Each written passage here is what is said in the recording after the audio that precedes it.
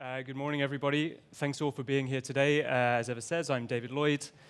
I lead Alibaba's business here in the UK, in Ireland, and in Scandinavia. And what I want to talk to you today is about three things. The first of those is about China. Why China? What's happening in China with the move to consumption and a growing middle class. The second of those is why marketplaces. Right? Most of us who have exported in the past and thought about new territories have thought about probably websites first. How do we build our own websites in a country? And what I want to talk to you about is why would you build a marketplace? Why would you work in a marketplace in a country rather than on a website? And the third thing is, how can you get started? So how can you get started today? So those of you who have heard of Alibaba, which I hope is most of you, probably know us for one of three things. One of those is we had the record IPO in history back in 2014. Another is our founder, Jack Ma, who is a very charismatic individual. He has lots of witty aphorisms, and he's very closely associated with the internet in China. And the third of those things is Singles Day. Singles Day, which internally we talk about as 11/11, is known by most of you probably as the biggest single e-commerce day in the world. So typically we're known for one of those three things. What we would like to be known for in the coming years and in the coming decades is this, our mission, which is to make it easy to do business anywhere, which is a very clear, I hope, and very simple, but at the same time very grand mission. Historically, we started as a B2B business. So when we first started out, this was still our mission. We were still an international company, but what we thought about was how do we make it easy for someone, an SME normally, anywhere in the world, to purchase from China, often for the first time. As we've moved forward, we started to think about, well, how do we make it easy for consumers to buy from anywhere? How do we make it easy for consumers in China to buy goods from anywhere in the world? And I'm going to talk somewhat about that today as well. As we project into the future, what we're also going to be thinking about is how do we make it easy for any country, for any business, for any individual, anywhere in the world, to buy or sell. So we're big believers in global trade, and that's the big focus for our company. So I said I would talk about China, and this is the first thing I wanted to share with you. This behind me that you can see is a view of the world's leading economies pretty much about now, right? 2016, 2017, these are the top 20 economies in the world. And what many of you will have heard about China is that the growth is slowing down. Right? Typically, the story about China is that growth is slowing, and that's true to an extent. Right? But I also want to put that in context. Because when you actually think about growth slowing down in China, this is what slow growth in China looks like for the next 14 or 15 years. If you look at the orange bar there, what's going to happen is that economy is almost going to double in size by 2030. Right, so you're going to see relatively modest growth in most of these leading economies, but you're going to see China continuing to grow at a really extraordinary rate. But what I think we don't always focus on is what's driving that growth. And what's driving that growth is consumption. The move to consumption. So the geographically minded among you will have noticed that this is a map of the United Kingdom and a map of China. The very geographically minded among you will notice that it's not to scale. Right? This is partly because we like to feel good about ourselves in the UK, right? The UK is an important country. We know it's an important country, and sometimes we feel like it is this big. It's partly this size as an apology for what I'm about to do next, because I wanted to demonstrate to you what we mean when we say that Chinese consumption is going to rocket. What's going to happen is this, right? In the next 4 years, the growth in Chinese consumption, will equal the total of UK consumption. Right? So UK consumption annually is around about $2.3 trillion. By 2020, China will have grown annually by $2.3 trillion. So China is adding the UK to its consumption economy in the next few years. And what that means is the country is changing.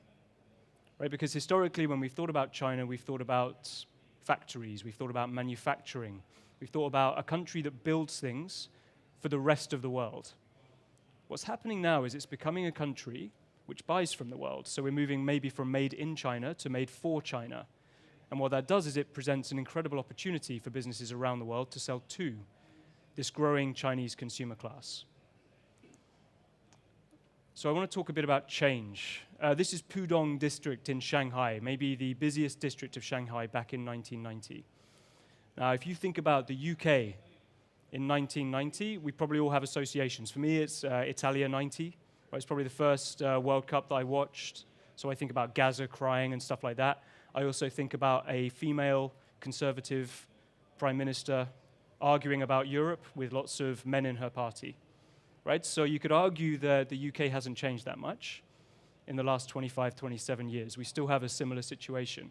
What's happened in China since 1990 is remarkable. This is the same stretch of land 25 years later. Right? A genuine transformation in that country. Right? From a place which is often relatively rural, lots of poverty, lots of people in the working class, moving to a middle-class nation. If you were to head to somewhere like Shenzhen, you would find a city of around about 15 million people that 30 years ago had a population of 40,000. Right? So you're seeing extraordinary transformation in this country, a movement to cities, a movement towards the middle class, and a movement to consumerism, and this is changing people as well, right? So if I go back to 1970 now, right, I actually don't remember 1970. Hopefully none of you would think that I do, but you might. But I don't remember 1970, but this is what, not even Chinese consumers, this is the Chinese TV stars of 1970. Right? These were the people you might aspire to be in 1970 in China. You can see it's a relatively kind of functional look. People are dressed the same. There's nothing kind of too jazzy going on there. I go forward to 1999. It's a room full of aspirational Chinese people. I come to 2017. The image has changed dramatically, right? If you actually change the Chinese faces for say, white faces or black faces or, multicultural faces, this could easily be a scene from the UK. Right? This could easily be a scene from the UK. And these are the aspirational faces of China today. So what's happening is people are changing. As we add hundreds of millions to the consumer class, as a country which very rarely went outside its own borders before, now sends 120 million people on holiday outside of China every year, you have a group of people who have higher expectations, who want international goods, who come home from those holidays expecting to buy the brands and to experience the services that they get when they're overseas. So already I gave something to the eagle-eyed among you. Right? I showed you that maybe the UK is not always the same size as China. I showed you these guys back in 1999. The very eagle-eyed will have noticed that these are not typical consumers. These are actually the founders of Alibaba. Right? So the guy stood up there with his jumper rolled up but not his shirt sleeves is Jack Ma, the founder. Surrounding him in a flat in Hangzhou are 18 other people who started the company back in 1999. And it's not always understood that these guys, what they were doing in that flat, right, which is very similar to how a business like Google started or how a business like Facebook started, right? Just a few people getting together and coming up with an idea. What they were doing was incredibly bold.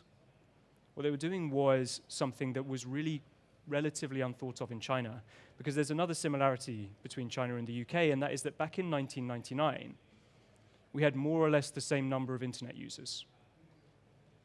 Right? We had around about 15 to 20 million people on the internet in the UK. There were around about 15 to 20 million people on the internet in China. Of course, what that means is that when we founded this company, less than 2% of the entire population was on the internet. So when we talk about a move to a middle class, when we talk about an upgrading in consumption, when you talk about people wanting and expecting more goods, I would argue that one of the major things that's driven that has been the internet, has been the access to the internet, access to information. And what's happened in China is an explosion, whereby we've gone from about 15 to 20 million people online back in 1999 to today 731 million people on the internet. To give that some context, right, that is pretty much the population of Europe, including Russia, including Ukraine, on the web.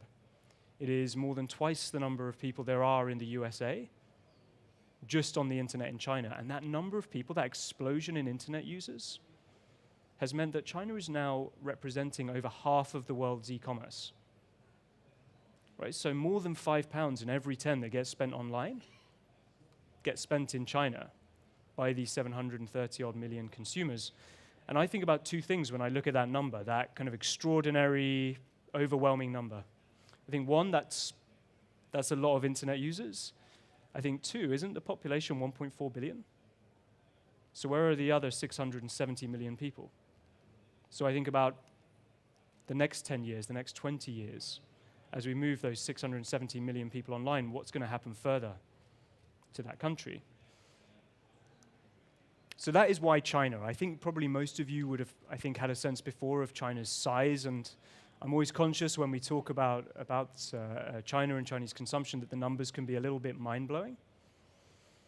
But I wanted to put it in context and think about consumption rather than manufacturing, because that is the big change that's happening in China. And what it means is that for any business who wants to export to China, there is a very hungry and very ready population who are used to shopping online and who want international products. So that was part one. Second thing I want to talk about is why marketplaces. I would ask you just not to take pictures of this one slide, because this is a mock-up, right? This is a mock-up, pretty accurate, I'd say, but a mock-up of how people shop in the UK online versus how they shop in China.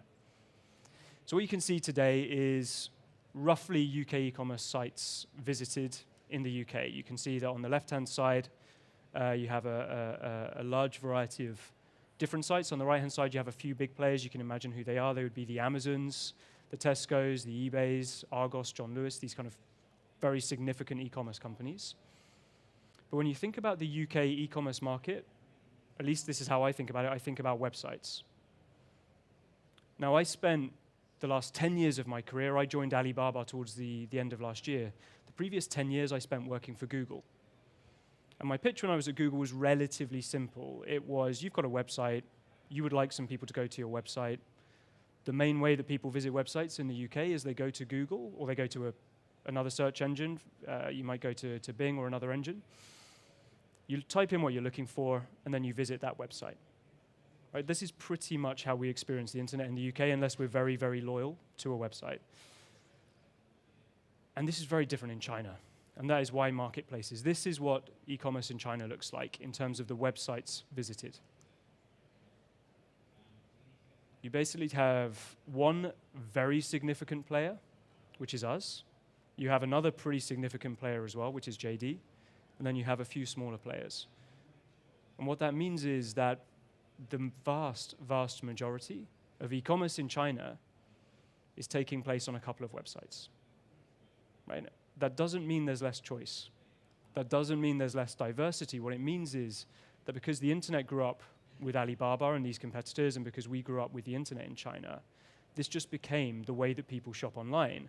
So now by far the most efficient and by far the most effective way that you could start to sell in China or build your business and your brand in China is to actually open a store on a marketplace, not to open a website. Because if you were to open a website and start trying to drive traffic to that website, that is not how people shop on the internet.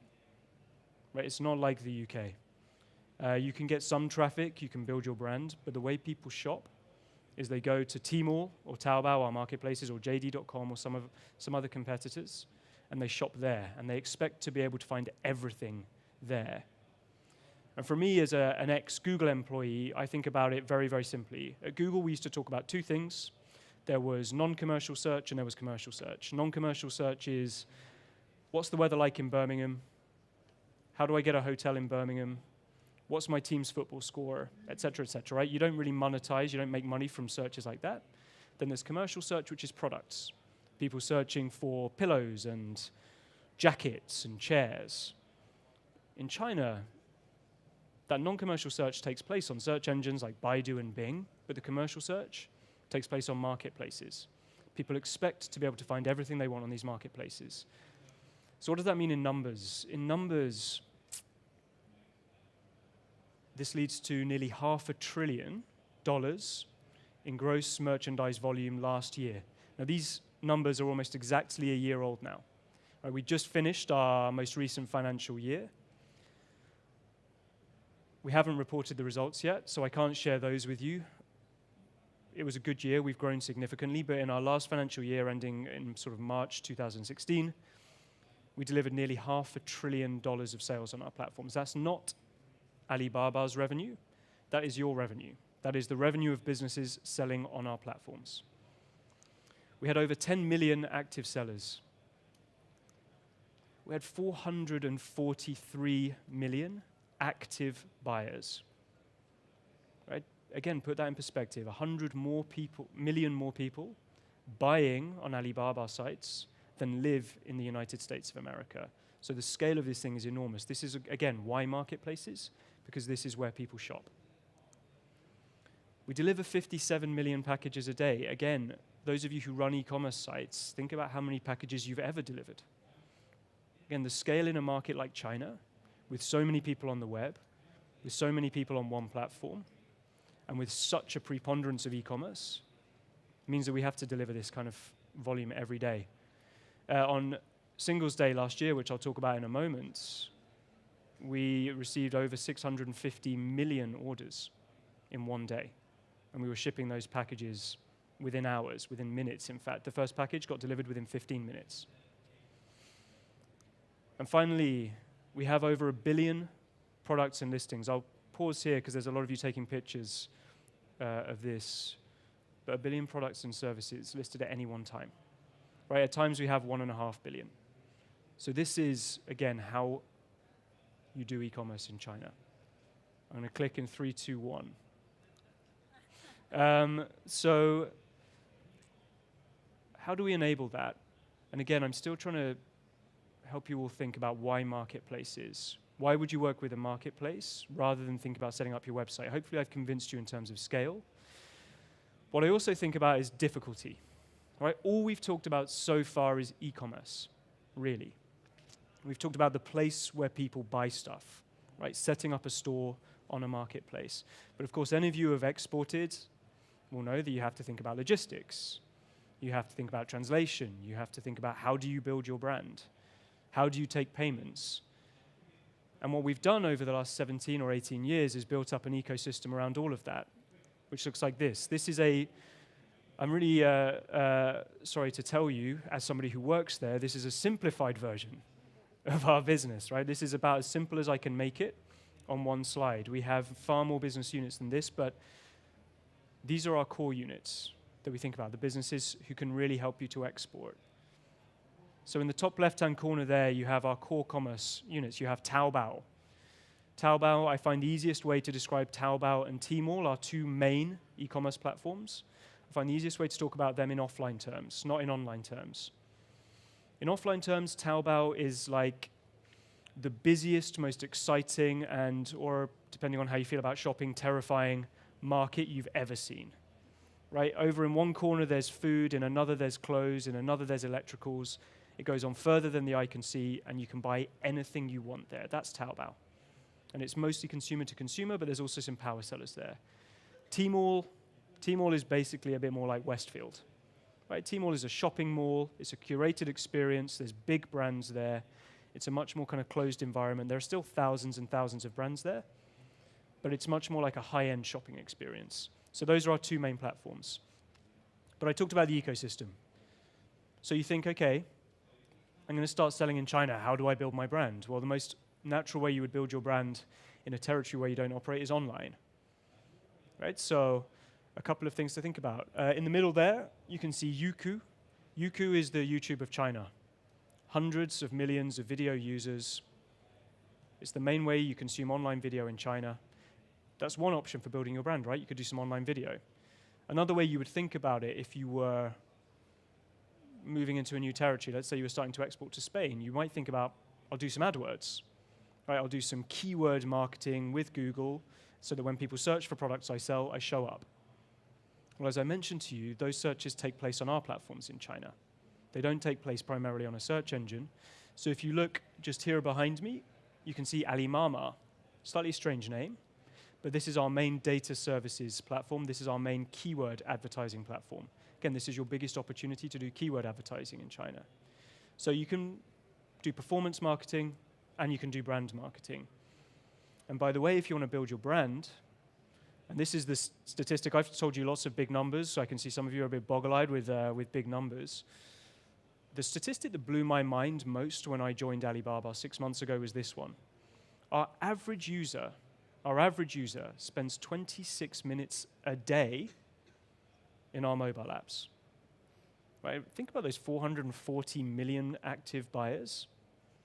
The average person buying from us spends 26 minutes a day with us. Imagine spending 26 minutes a day on Amazon or eBay or any e-commerce website. But they spend it with us because shopping online in China is a more social opportunity. You chat with your friends, you share ideas with your friends, you send pictures of the things you're going to buy to your friends. So what it means is you're not just building sales, you're building your brand.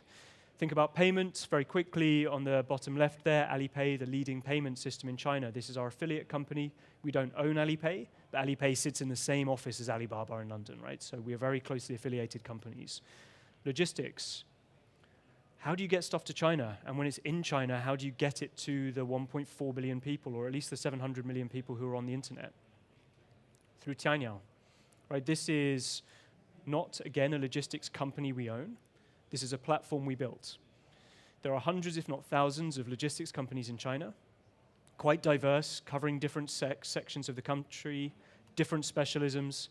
With Tianyao, what we did was to create a single standard and a single point of contact, so that if you want to ship to China and within China, you can just work with one player who will help connect you to the myriad smaller logistics players there are in China. So marketing, logistics, payment, not to mention cloud services and e-commerce. What we're trying to do, if I take you back to my first slide, is to make it easy to do business anywhere. That's what we're trying to do with this ecosystem, is to give you a one-stop shop through which you can start to enter China. And I said I was going to talk about 11.11. Right, what does that ecosystem enable? It enables genuinely phenomenal days like the one behind. Most of you will know that 11.11 is bigger than Black Friday, whether in the UK or the US. Again, put that in context. 11.11 was bigger than those days in 2014. It was much bigger in 2015, right? Much, much bigger in 2015, 11.11 on Tmall, than the entirety of UK e-commerce on Black Friday, every website. And last year, 2016, we grew that day 32% year over year.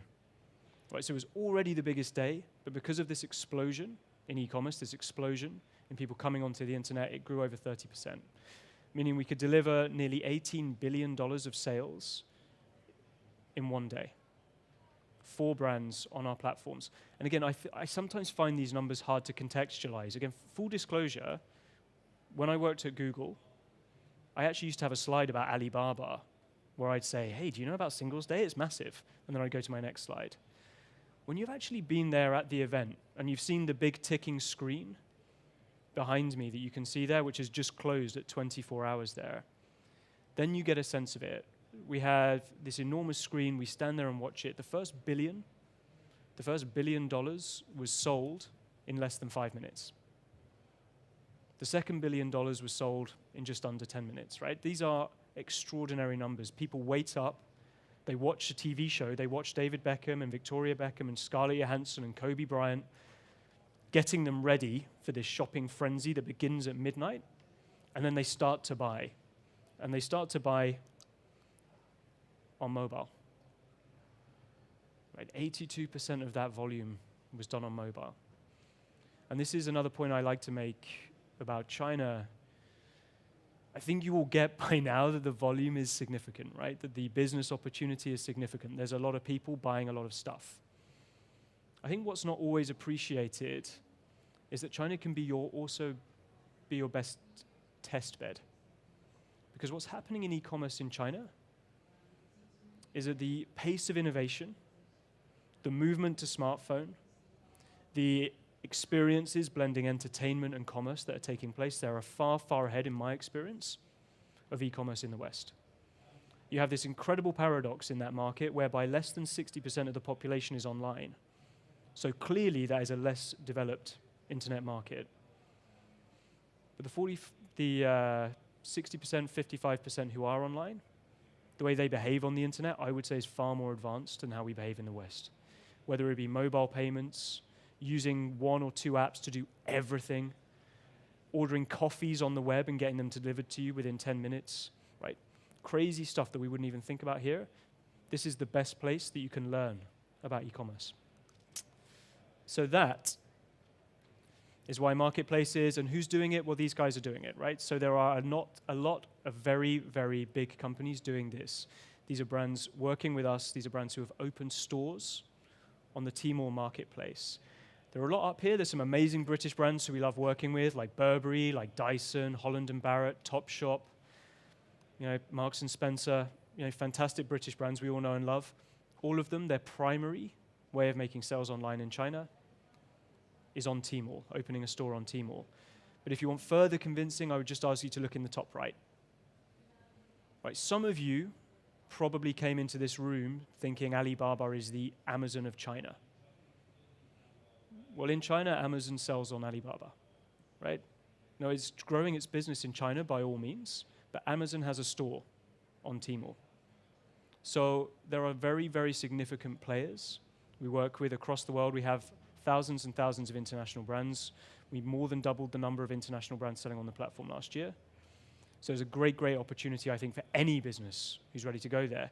But this, very quickly, is one of my favorites. I'm not allowed to say my favorite because there are other British companies we work with. But this is one of my favorites. Most of you know Whittard. Those of you who will know Whittard will know that it is probably largely a high street company, largely sells tea. Kind of an old company, right? It's been around since the 19th century. So it's a pretty interesting business to sell to China, right? If you think about a largely offline company that's going to try and sell tea to China, doesn't seem very likely, right, that it's going to be successful. But what I love about Whittard is they followed the data. They saw that they had lots and lots of Chinese tourists coming into their stores.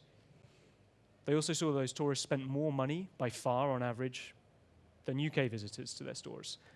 Then they looked at web traffic and saw there were lots of Chinese web visitors to their stores as well. And they came to us. They actually came to my colleague, Leah, who's here with me here today, and said, how do we get started? Right? We can see all of this Chinese business transacting in-store and online. How do we get started in China? And they opened a store, and they haven't even been with us a year, they're already one of the leading importers of hot chocolate to China.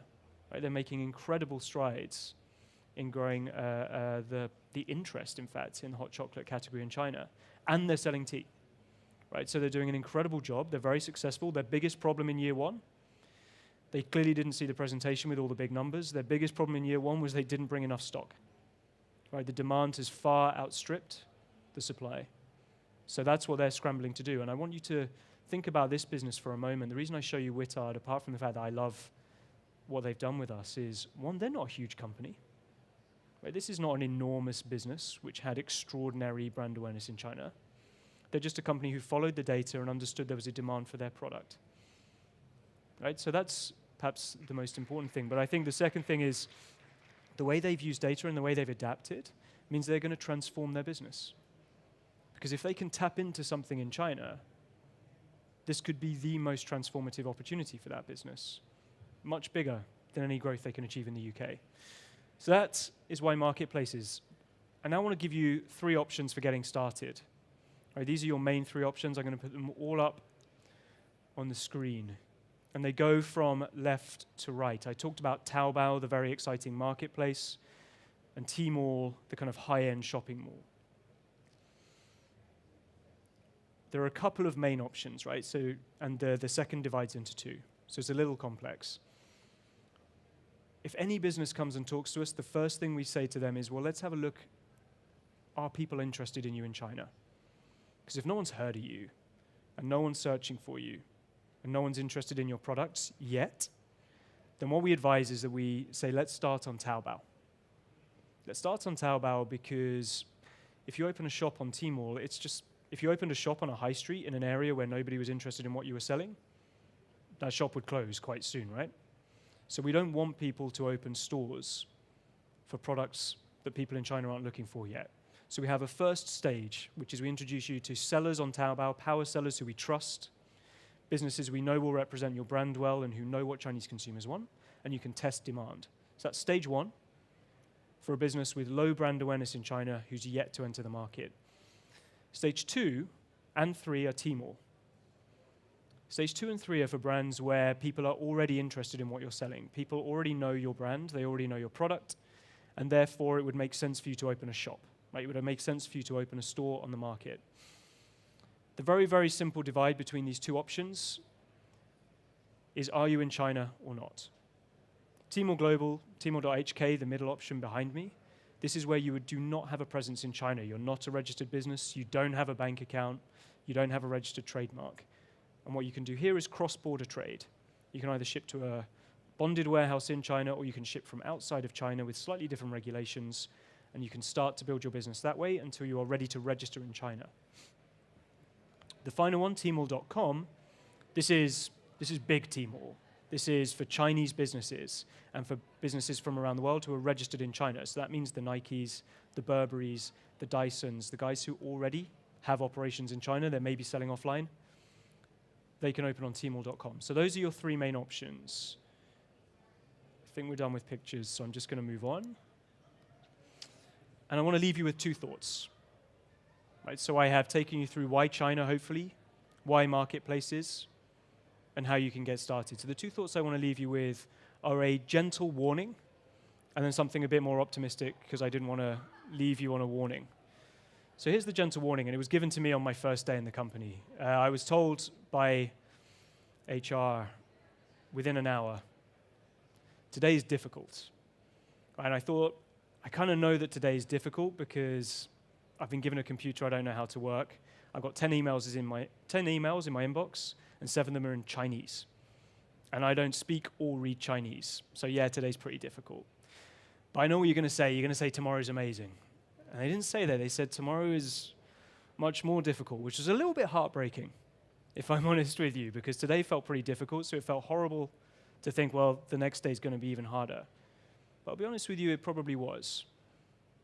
Because as an individual working in a Chinese company, traveling to China every month, I still had a lot of adapting to do. I had to adapt to Chinese culture. I had to adapt to the travel. I had to adapt to a different way of doing business, different rules and regulations. So tomorrow was much more difficult than today. And I think the reason I share this with you is that that is the experience of any business going to China for the first time.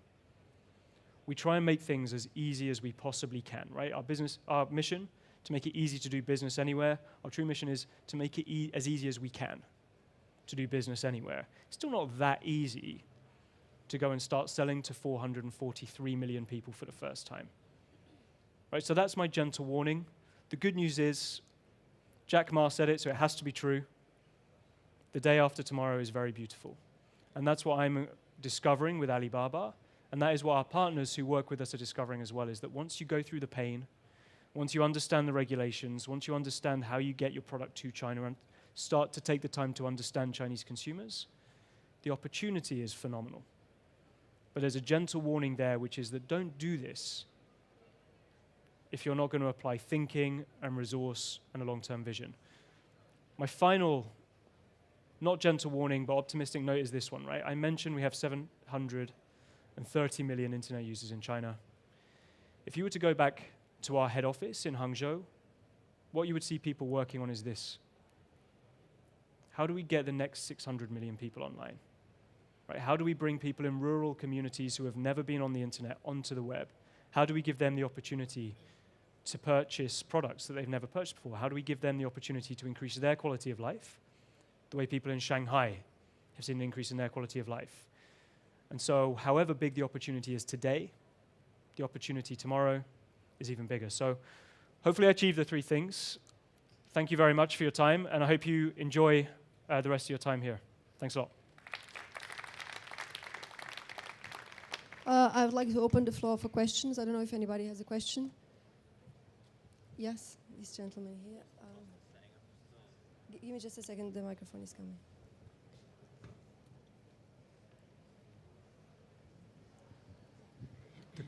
You're asking about the cost of setting up a store, right? Yeah. Sorry, I shouldn't have waited for the microphone to come. There's a few costs associated with setting up a store on Tmall. There is a registration fee of a few £1,000s. There is a deposit that you will pay to us to make sure that you're giving a good experience while you're there, and you can reclaim the deposit. Then you pay us a fee, right? It's like paying rent for on the marketplace. This is around 5%. It's also important, though, to understand that these are not your total costs, right? Because obviously you have the costs of logistics. You might have marketing costs. But you also have a further cost, which I haven't talked about here because it didn't seem so relevant, which is you will need a third-party partner. Right? We call these guys TPs, and this is what I mean about just understanding that doing business in China won't be easy. If you try and go to China on your own without a Chinese partner helping you to do this, then you won't be able to do it. So you will also have costs associated with that TP, which is a Timor partner. Does that answer the question? Okay. Any more questions? Over there. Can you talk about what you offer for services or things like that? Like, I'm interested in the hospitality industry, for instance, and we're talking about a tour or a hotel room or something like that. How does that work versus just physical products? Sure. So one of the, we have an interesting job in Alibaba, right? Because, like I said to you, I've given you the simplified version of our organization. One of the other things that I'll spend time doing is meeting Visit Britain or airlines or hotel groups for AliTrip. So we have a platform called AliTrip, which has around about 200 million users in China. This enables in China, but also outbound tourism. So on that platform, we offer a similar marketplace to Timor for travel companies. So that means airlines, it means hotels, and it means attractions. Right? So if that was Madame Tussauds or the London Eye, you could sell tickets to those attractions on AliTrip to people in China before they come on holiday. Is that what you were asking? Yeah, I was curious about how that worked, and also, what other options there are in China to do that besides AliTrip. So there are other players in China. There's another big player called Ctrip. Ctrip's the leading player in China. AliTrip has just come into number 2, I think. But Alibaba is the leading marketplace, right? Just operates as a marketplace. So very similar to what I showed you. You're able to set up a store on AliTrip for your airline or for your hotel or for your events. Any other questions? Oh, there's a few. Hi, I was just wondering about the bricks and mortar, like are malls dying now in China due to e-commerce? Yeah, it's a really good question. I think no, they're not. And to understand what's happening to offline commerce in China and malls, I think it's a very different picture to what we have in the UK. So like I say, I spent 10 years working with retailers talking about internet before I joined Alibaba. And our typical conversation in the UK was, for a long time, you've operated physical stores. You've started to sell on the internet. How are you going to blend the two together, right? How are you going to make omnichannel work? The reality is that traditional retail was nowhere near as established in China as it was in the UK, right? So it's not really that e-commerce has stolen from offline in the way that e-commerce has sometimes replaced offline shopping in the UK. In China, what's happened is it's actually been incremental. People in areas that did not have great physical retail spaces are suddenly, for the first time, able to buy the brands that they've wanted to buy, the products that they've wanted to buy. So really, it's additive. We're investing quite heavily in offline, actually. We've acquired one company. We've partnered with another major omnichannel retailer. And what we're trying to do in China, and this is what I mean about innovation when I say this is the hotbed of innovation, I think, globally, because we didn't start with physical in China and then move to e-commerce and work out how do you make those two things work together, because we started more with e-commerce and are now trying to move in towards better physical experiences. We're designing omnichannel experiences, but that start on the web. So I actually think, far from it being kind of the death of them all, I think it's going to help with offline experiences. We're a business-to-business distributor of high street clothing. So we distribute to printers and decorators primarily, who will sell on to record labels for band merchandise, or they might do workwear and that sort of thing. How would we get started? As a B2B business? So there's a couple of things you can do. You talking about selling or buying? Selling. Selling, we have, and I told you it's a complicated business. We have a website called 1688.com. 1688, I don't know why it's called that. It sounds like a really broad holiday company, doesn't it? 16to88.com. 1688.com is our B2B platform going back to China.